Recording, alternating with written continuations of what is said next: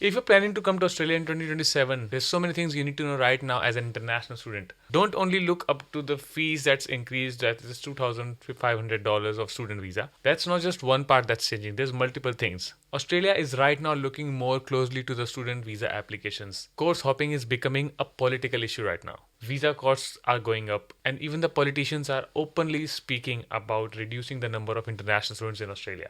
No, Australia is not closed, but the old throttle of getting all the international students in Australia is actually becoming very risky.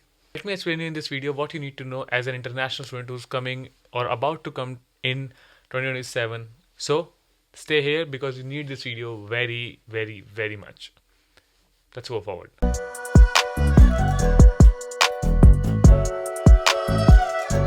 Hi guys, hello, welcome back to another video. This is your KapsLock and today we are back with another really important topic. This video will not be considering too much editing because this is trendy and I need to shoot it and edit it myself as much as I can and then post it, and I'm going to my work as well. So just to let you know these things you need to know. Anyway, chapter 1, first of all, is student visa is now $2,500. We know about this. I've made a video on this. From 1st July 2026, the standard student visa application increased from $2,000 to $2,500.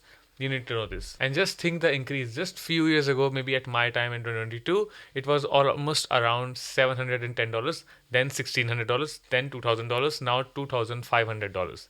Look the speed of the price increasing up. And remember, this is only the visa application, not your tuition fees, not your overseas health insurance, not your medical, not your English test, not your flights. It's all gonna be added to the student visa anyways. And let me tell you, if your visa get refused, you generally should not get or should not even expect to get the refund or to get the money back.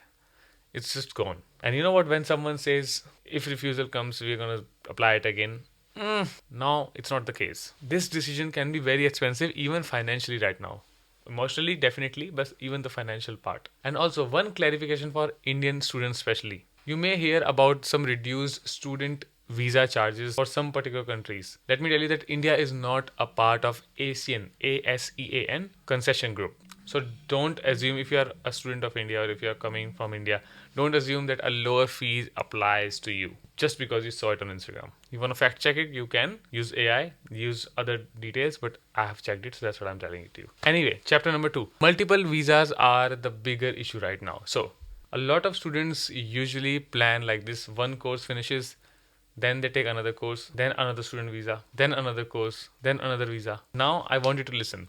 Having a second visa does not automatically mean refusal. Sometimes it can be completely genuine. For example, bachelor's to master's, or maybe diploma to bachelor's, or maybe master's to another higher relevant qualification, or maybe course extension, maybe course change, but genuinely. That's fine.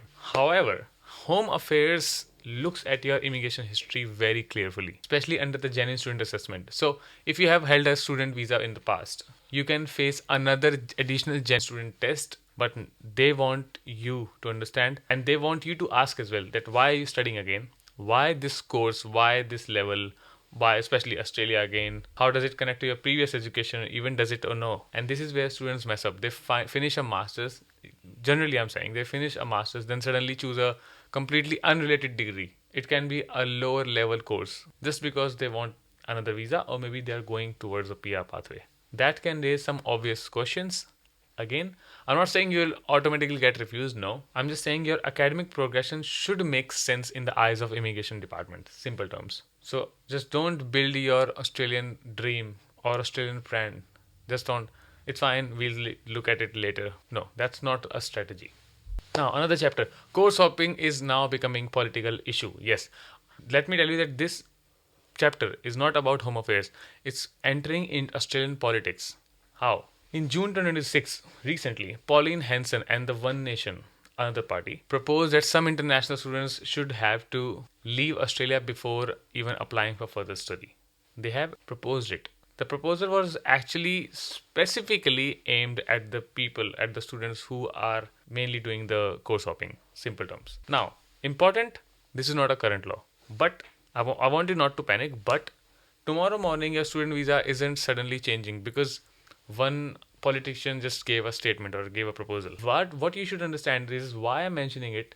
International students are now directly a part of Australian bigger migration debate. Simple. Politicians are discussing international student numbers, temporary migration, housing pressure, and people staying in Australia through repeated temporary visas. So if you're coming in Australia in 2027, how it relates to you is don't ask what are the rules today. Also try to understand what the direction is going on, how the system is going in certain direction.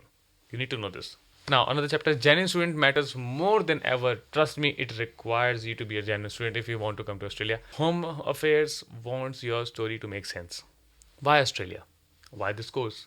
Why this particular university? Why now? How does it connect to your previous education or work? How and what will this qualification will be helping you to get into your future career? And I really want you not to write generic rubbish. Sorry for my words, but don't write generic rubbish. Don't write what your agent says, write by yourself. Use your own brain. Australia has multicultural environment. Australia has world-class education reputation. Everyone can write this. But what matters is how your logic comes into the part. Let's say you're studying IT. You are right now at an IT and now you're applying for Australia. Now you're jumping into cybersecurity. Makes sense, right? You want to grow in that particular field and going into the niche market, that's cybersecurity, from the umbrella of IT.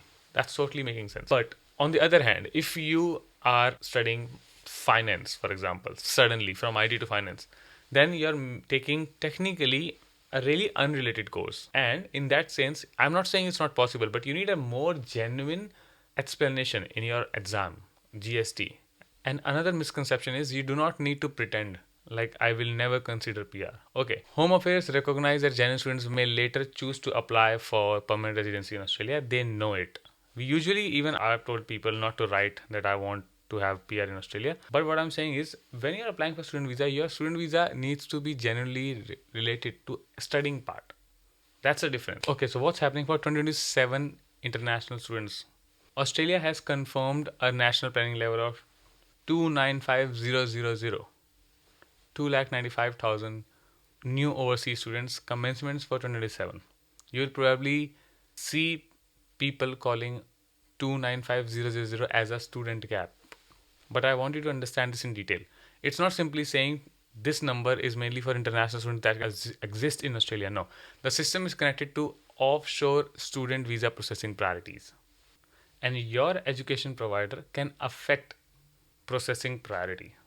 If a provider reaches a certain threshold, for example, RMIT reaches a certain threshold, so applications connected to that provider can move to a lower priority. For example, RMIT has 50 seats and it has almost reached 49 or 48. Then only 2 or 3 seats left. And when it's reached the 50s number, it's almost finished or it's going to go in the lower priority. Other university comes up.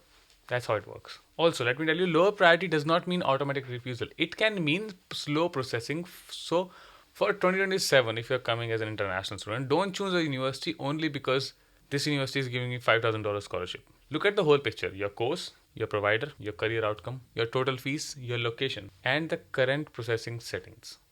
Simple. You can definitely email the university to ask what's their threshold and how they are going on with it, just to keep in pace. And that's why I always ask people not to only rely on one university, try to choose multiple providers, but research before. And how to research on different universities, whether that university is good or no. I have made a whole playlist on different universities. Go check that playlist. And I've made a whole playlist on different courses, and I've started posting. I recently posted only a video for cybersecurity students who want to study in upcoming 2-3 years. It's a long video, but it's gonna help you explain everything related to PR, study, salary, job, everything. Anyway, if you want more topics, more courses to be elaboratively explained to you, let me know in the comment section. Coming back, if you're already studying in Australia, what's this for you?